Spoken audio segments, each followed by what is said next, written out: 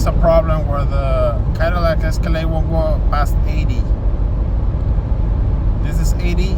I'm not pressing, but I'm kindly slightly pressing, and it won't go over 80 miles per hour. There's no lights on the dashboard or check engine lights. The suspension lights are off. It has a mod with where I replace the front suspension with aftermarket, and I put resistors on it, but I can't go past 80 miles per hour. If I try to press harder on the brake, on the accelerator pedal, it just goes revs up, but nothing happens. It goes 79 or 80. I let go. So it won't go past the 80, whether if I press real hard or go soft on the accelerator pedal. This is for the Cadillac Escalade 2010. Won't go past 80 miles per hour with no lights. I haven't checked the OBD codes because I was on a road trip.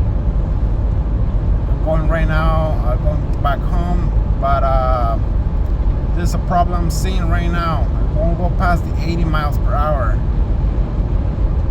Sometimes this is a straight line. Where to go? Maybe 85.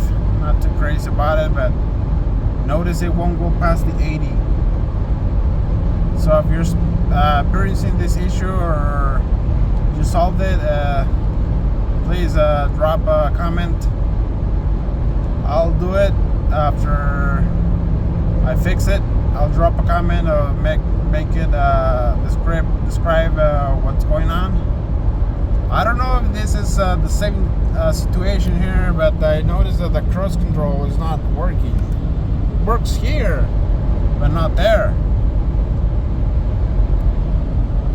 So it works right there, but not there.